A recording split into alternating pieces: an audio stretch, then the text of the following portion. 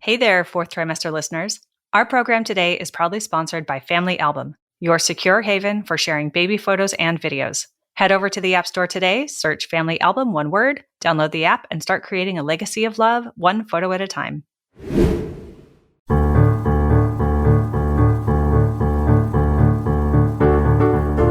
Hi, I'm Sarah Trott, and welcome to the Fourth Trimester Podcast. I'm a new mama, and this podcast is all about postpartum care for the first few months following birth, the time period also known as the fourth trimester. My postpartum doula, Esther Gallagher, is my co-host. She's a mother, grandmother, perinatal educator, birth and postpartum care provider. Fourth trimester care, our topic, is about the practical, emotional, and social support parents and baby require. And importantly, it helps set the tone for the continuing journey of parenting.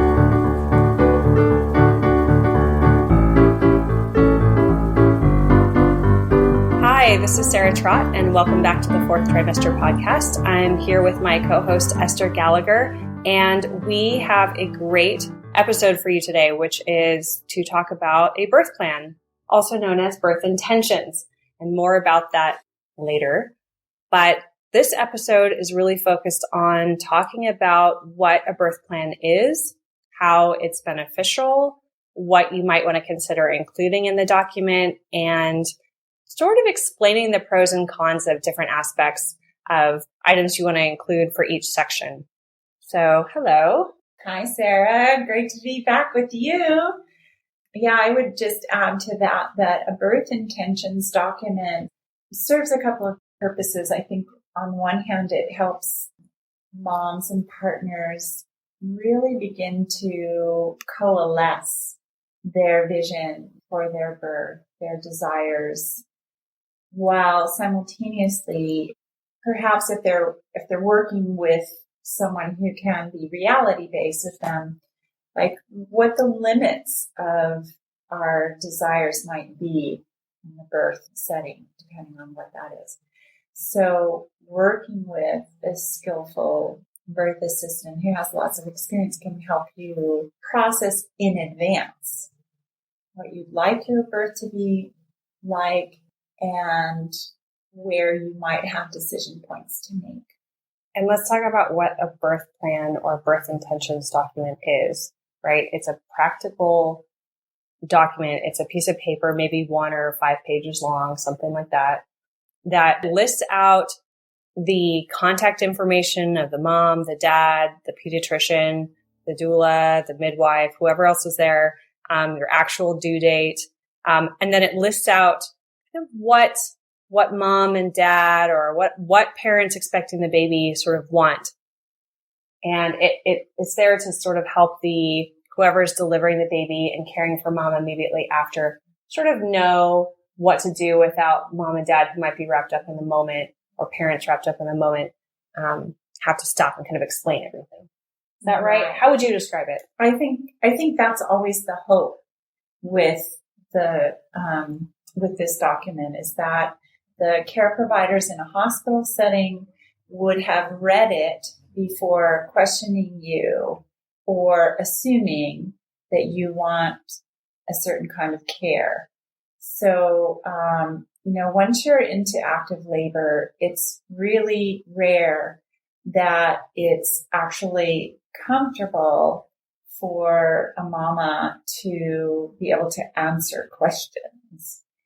And partners in the moment often would like it if they can be well focused on mama. And even when they're not, don't necessarily have a deep grounding in what's actually happening in the moment of this particular labor to be able to kind of reflect back on what is it that this mama wants and needs? What is it that we know once she's delivered the baby, she's going to be able to look back and feel good about? Where are the points where it's a little more flexible, etc.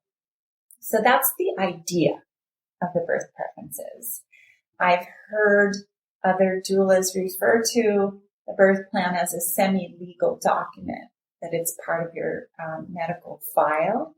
It's putting out to the people who are involved in your care that you want to be treated a certain way and you don't want to be treated in other ways. And so it's there to send a message in advance. Now, in actual lived experience, that's not always what happens. It's very common in my experience that every practitioner, i.e. nurse, doctors, midwives, etc., walk into the room, look at the mom, and ask, do you have a birth plan? Which sort of defeats the purpose of having the birth plan. But when you have one, your partner, your doula can say, yes, we really prefer that you read it before you ask us any questions. And that just saves you some time, usually, not always. But part of the reason I like doing this work is I like the process of moving through the trajectory of early labor, active labor, transition, pushing, immediate postpartum, and then postpartum with my clients in those stages and talking with them about here's what it could be like, here's what it might be like. There are all kinds of permutations. How do you hang loose with this, but also move in the direction of your desire, whatever that is. And typically for first-time parents who are employing a doula, that's natural childbirth, whatever they have in mind that might be. So we get a chance to really parse that out. I like the document strictly from the standpoint of it being a way to process in advance and get to know what we're doing together. Mm-hmm. So I think it's great for that. It's also going to be handy to have once you actually are in labor and go to the hospital if that's where you're delivering. Mm-hmm. It's fabulous as a tool to think through step by step what it might be like in order to help bring to life what the experience may be like. And it's empowering, right? Because someone who goes into their birth, they show up at the hospital with a set of ideas about what they might want. That's a lot more empowering compared to sort of not knowing. Mm-hmm. If you go in and you don't know what to expect, that can be scary.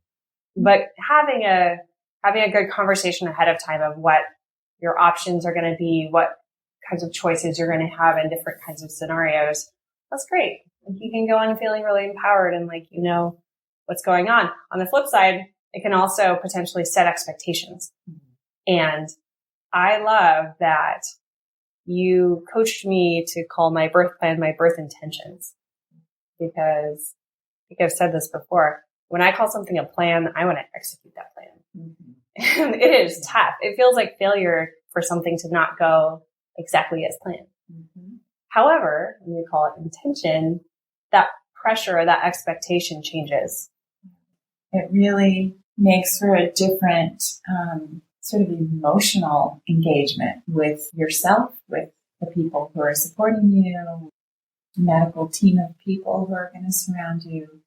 It really does, I think. While every bit is powerful, it's less, to be really blunt about it, it's not shame-based, right? And so much of what women get involved in this lifetime, especially around our sexuality, is so readily shame-based by this culture and how we do things. Mm-hmm. And it's very important to me, whenever possible, to really take a step back from that and say, this is life.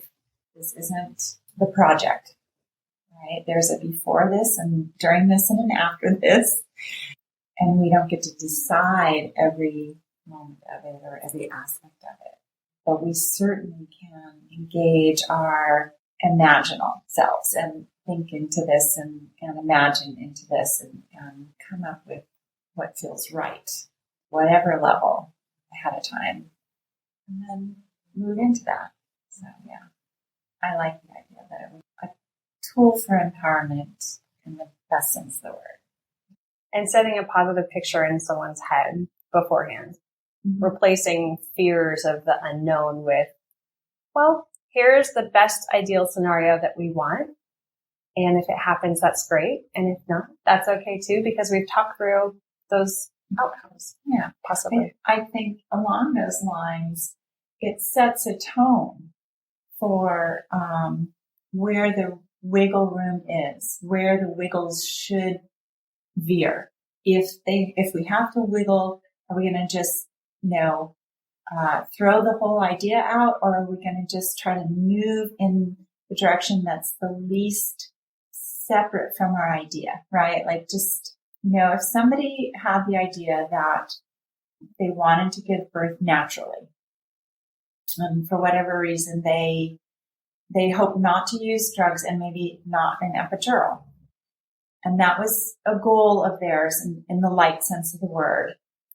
And their labor took a turn in a direction that meant that, that wasn't going to maybe be the way that it could happen.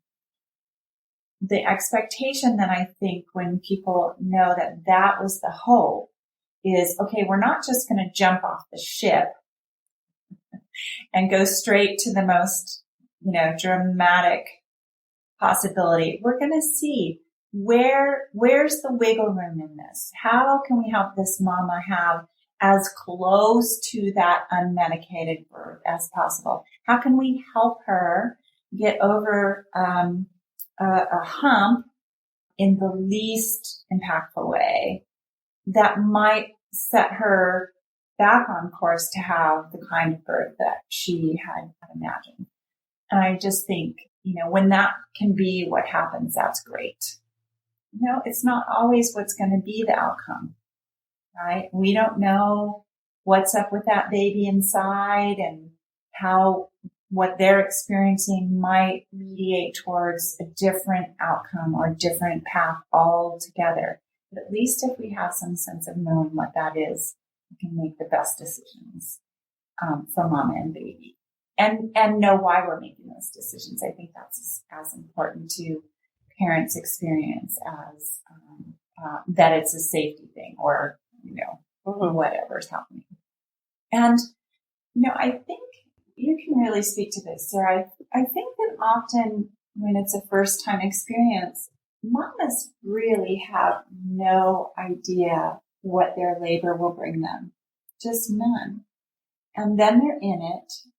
And they may or may not have the physiological, emotional, and spiritual tools that they might need, right? Or maybe they don't have just the comfort and support that they particularly might need. And there just needs to be flexibility around all that. There just needs to be emotional flexibility on the part of the mom, if possible. Like, I thought I was just going to do this all natural. Mm-hmm. And that's not what's happening. I'm finding that I'm really coming up against something that I don't know that I can tolerate. I need a kind of support that goes beyond what I originally thought I would need. Maybe it's in the form of medication. Maybe it's in the form of something else that we didn't predict. Right? And I think we just need to be able to meet that mama wherever she actually is. I wholeheartedly agree. It's tough to know what labor is going to be like with the first baby. I had no idea. I certainly had a good sense of what I wanted, especially after devising my birth intentions document and talking it through pretty thoroughly, both with my partner and with you, Esther. So I knew what I wanted and what would be great, but it's impossible to describe until someone's experienced it. And even if I could describe my experience to someone else, like I wouldn't want to influence their experience by planting ideas in their head, because I think that it's going to be so different for everyone. Yeah. So different. I purposefully didn't want to know what my mom's labor experience was like. Mm-hmm. I told her not to tell me because I wanted to go into my labor having my own experience, and if there'd been something that was hard for her or complicated, I didn't want to have it in my head that was automatically going to happen to me, because that's what I would have thought emotionally, even if it's not logical. Yeah. Well, when someone's that close to us physiologically, emotionally, and socially, whatever that relationship, right? Mm-hmm. It's not easy to block thoughts of how our experience being born might be our experience giving birth somehow. Kind of does make logical sense that we would project into that. Mm-hmm. So, yeah. So it's interesting. And we do live in a culture where people like to tell the traumatic stories. Mm-hmm. You know, it's when I say like to, I think that when traumas happen, it's really natural and normal that people want to tell the story by way of trying to figure it out and come to some resolution with it, right?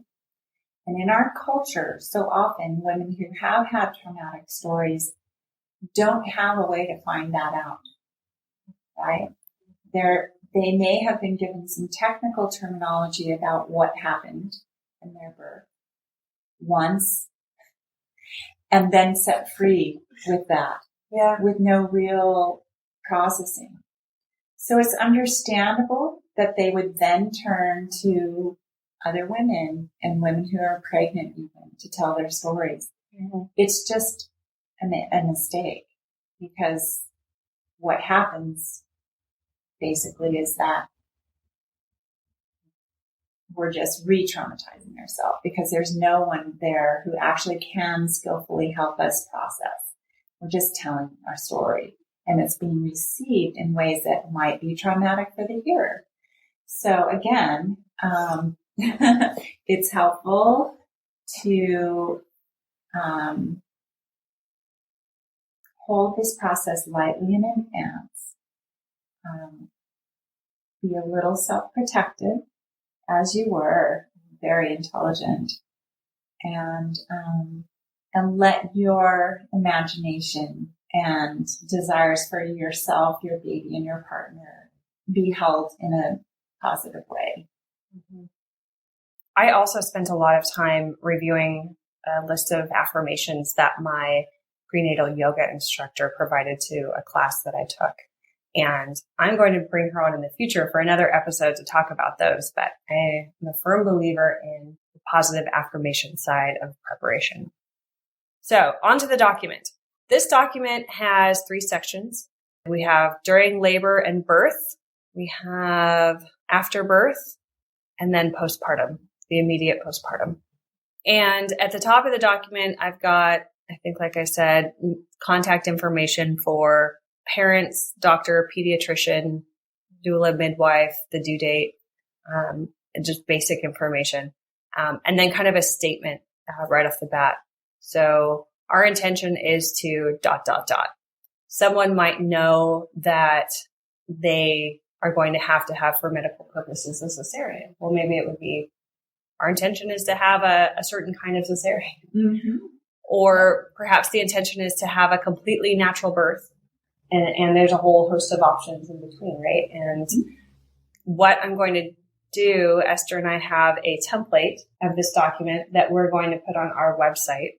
So if you search for Fourth Trimester Podcast on the web, you can find it. You can find a link to this document, which you can download and edit and make your own, which is probably something that I don't know if I would have had a birth plan document had I not worked with you, Esther, because you're the one who gave me this template in the first place. Mm-hmm. I mean, I probably would have. Yeah.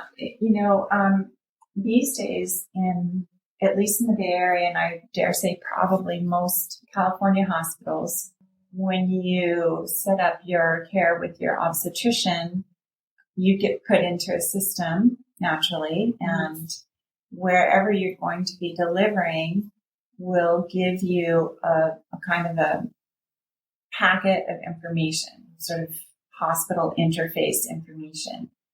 Mm-hmm. And it's very common these days to have a document in that packet that is meant to give you the opportunity to state your preferences, as it were, a appraise you of some of your choices in childbirth and give you the opportunity to write little snippets about what you want or why you want it. They're not bad. And I think we would agree, because we used one as a way of kind of going through to see, okay, this is what the hospital's asking you, and maybe here's what they're not asking you. So they're fine as a starting point.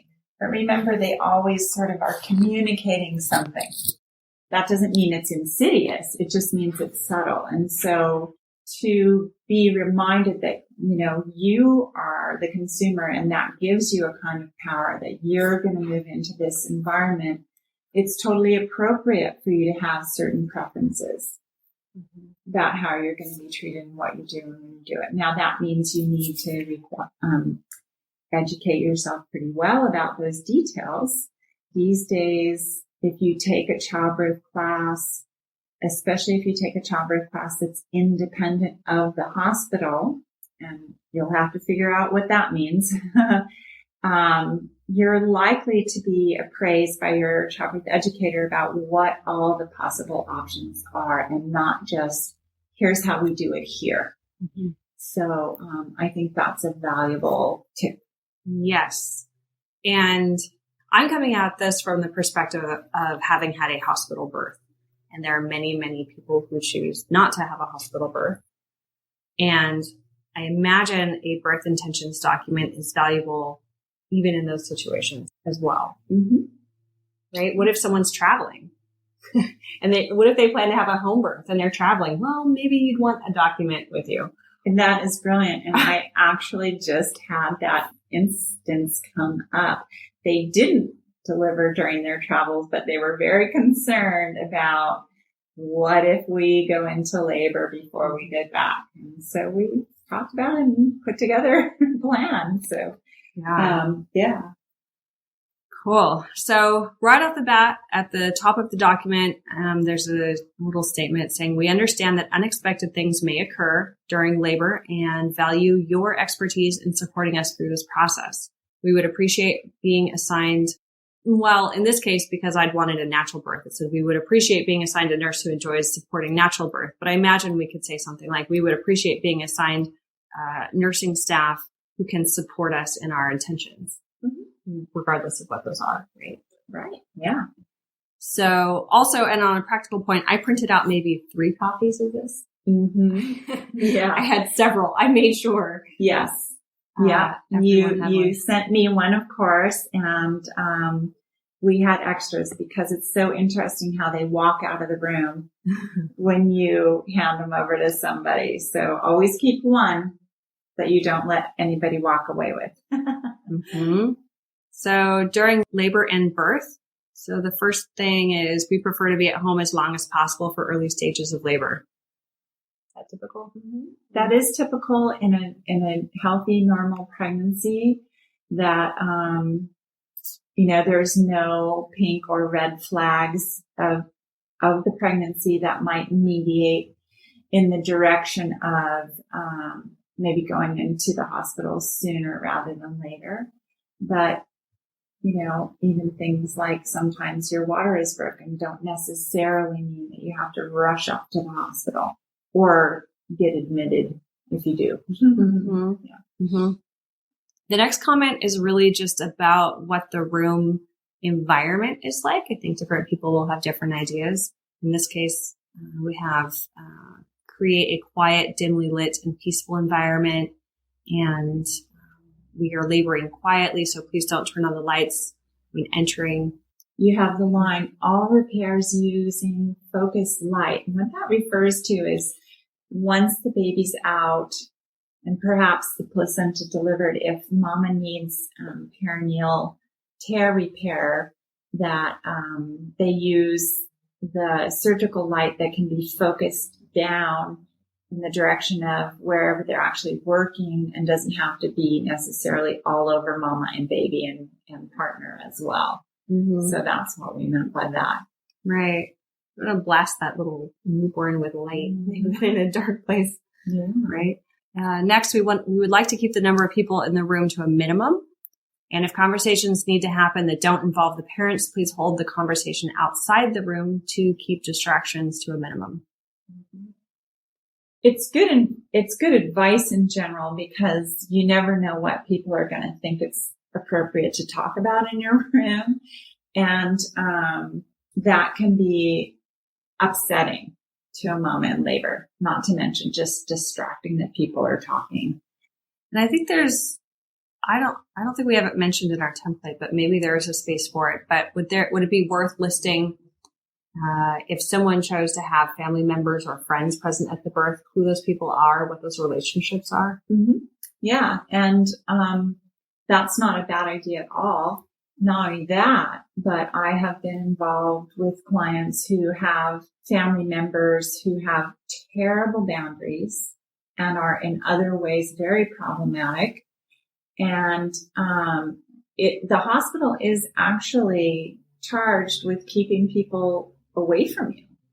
So that's part of their security process. And so if you actually have a list of people that you know you don't want to have show up, that might, you might consider writing that into your document, and or just interfacing with the security by way of saying, these people just can't, we don't want to talk to them on the phone, whatever.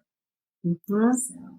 The best intentions can sometimes just not be wanted. Yeah, right. Next up, we have no plans to make video or audio recordings of our birth experience. We may take still photos from time to time. Yep. Some people want the whole thing professionally videographed, which is also fine. Yes. There are limits, however, just FYI, you're not allowed to videotape in the OR should you have a C-section without specific permission for that. We asked to use the word surge instead of contraction. Yeah. Well, compare the two in your own mind. Surge, contraction. One sounds kind of interesting. One sounds kind of tight.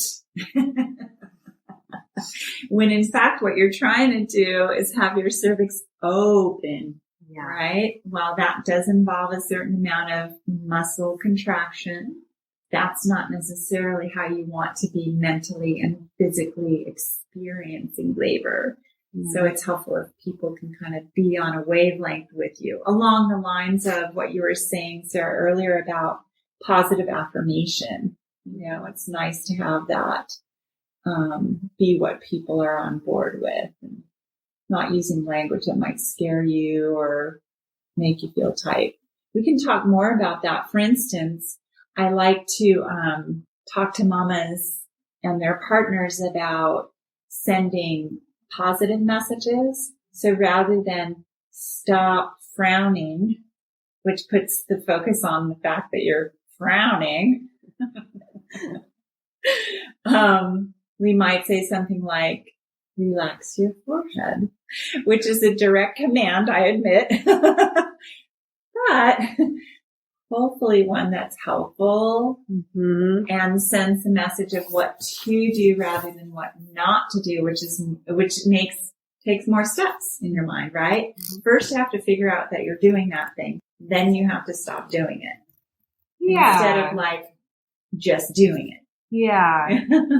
And there's also some kind of implication that's wrong. And the last thing any woman in labor needs to feel like is there are people there sort of being critical in any way, shape, or form of what they're going through. Yeah. No way. Yeah. We need love and positive energy and encouragement. Next up, we said direct all questions as well as status reports that involve dilation time, quantified process to the husband or doula if possible, so mother can focus through surges.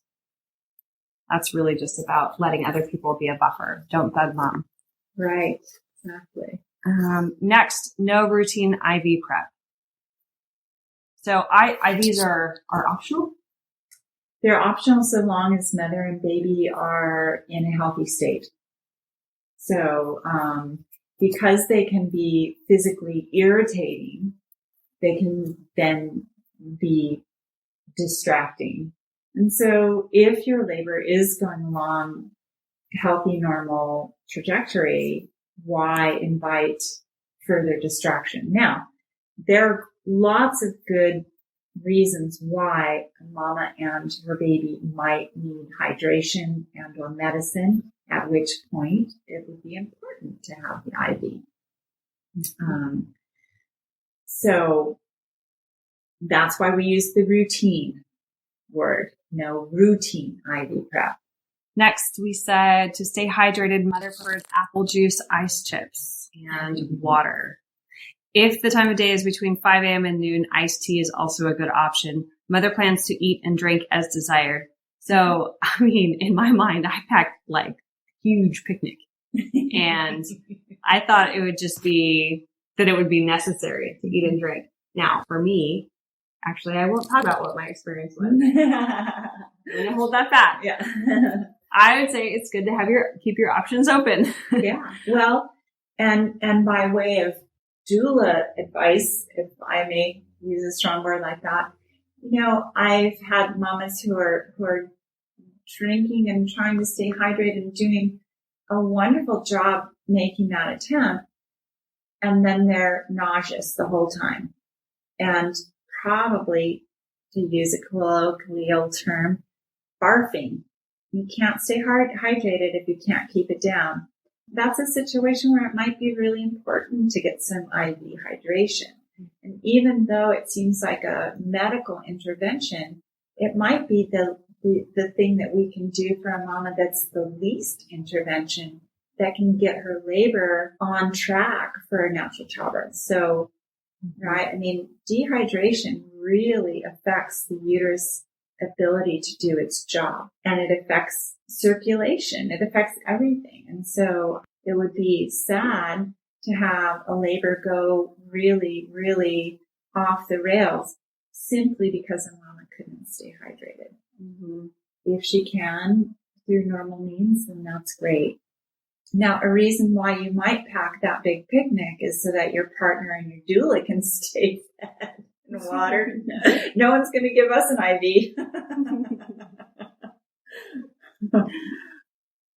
Next, we have the mother prefers that she not be asked about her pain level or be offered pain medication.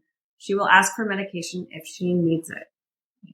Okay. That assumes a mama who, in my case, it assumes a mama who has been appraised of her options prior to labor. Mm-hmm. So again, this exercise we're doing with you online is to encourage you to understand how these medications work, how they might affect you if you have previous experience with them, for instance, how they might affect your baby. Most of the things you'd be offered in a hospital setting are considered very, very safe for mama and baby. They wouldn't be using them, so that you're going to be able to make good decisions if and when it seems like you could use some medical support. There's mention of how pain management is planned to occur. So in this case, it says, we plan to rest in the shower with warm water on back, practice yoga and meditation. We would also like a birthing ball brought into the room if we don't bring our own. So I was in a hospital where I think I was lucky enough to have access to all of that stuff if I wanted it. Nice to have kind of stuff. Mm-hmm. And then next we said, refrain from suggesting that the mother needs to move things along. You can't imagine being in a scenario where the doctor's like, now come on, let's rush. But I guess it has to be said, unfortunately. I think that there's, let's see a line in here where we say, she trusts that her labor will proceed at its own natural rhythm. And she prefers to use natural measures of augmentation before Pitocin or other drugs. Mm-hmm. This is again an interplay between you and your care providers, but the concern with a long labor is that mama, possibly baby, would become exhausted. Labor is kind of amazing for just kind of pushing you through itself in a way. And so I'm always really, really supporting mamas in trying to be really relaxed, rest as much as possible in whatever ways they can rest during labor, so that should it be a long labor, everything will be fine. And it is sometimes the case that you will be encouraged or the suggestion made that your labor has just really, really gone on for a very long time. And here's the distinction that we need to be able to make with long labor, and that is progress being made, albeit slowly, or are we in a situation where things are actually not happening? Not sometimes a little challenging for somebody who's never done this before to figure out, but it's a question that you can ask. Mm-hmm. If somebody is suggesting that things need to move along. Mm-hmm. Well, what do you mean by that? Are things moving along, even if it's very slow? Or are things actually not moving along at all? And what does that mean? It's a good question to ask. There's a difference. And then there's also mention of amniotomy.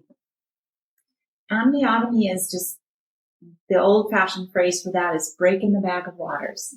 That's considered a way to do something that would naturally take place at some point in labor or at birth anyway, which is to release the fluid. And hopefully by doing that, set up a chain of events that would lead towards a more progressive labor. If labor is kind of stalling in some way, it's meant to augment the labor, to get it moving along. And it is one of those things one might try before you then try medicine to get this party moving.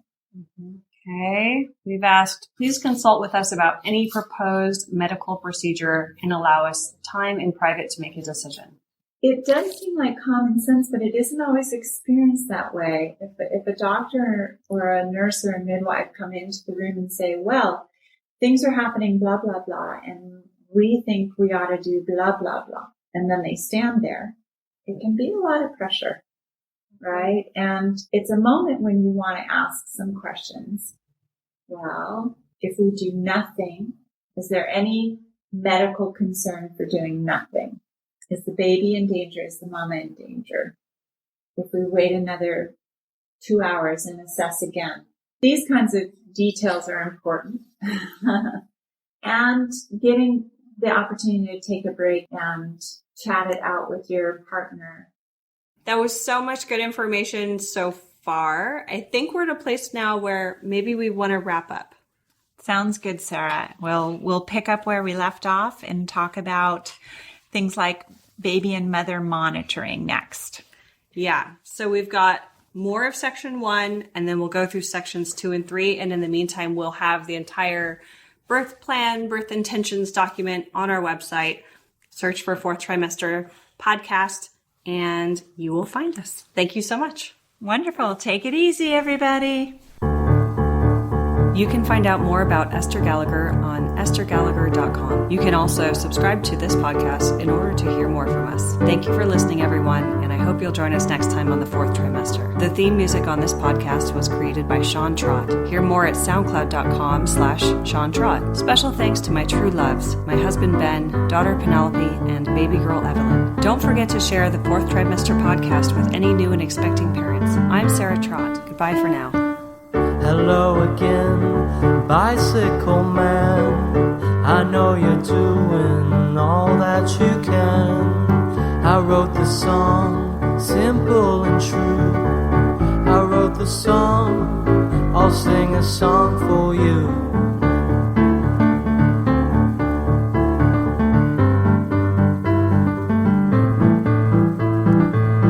You got your wheels, you got your gears. You ride around town without any fear. You got your pedals, you got your brakes. You always wear your helmet for safety's sake.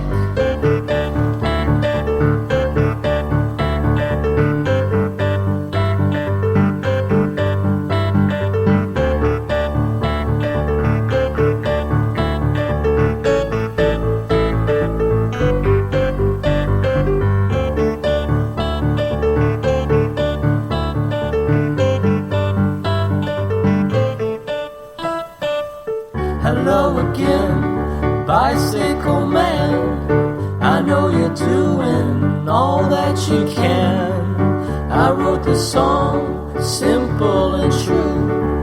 I wrote the song, I sing a song for you.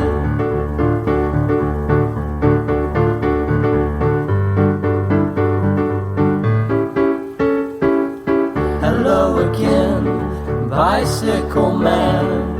I know you're doing the best that you can. I wrote the song, simple and true. I wrote the song, I sing a song for you.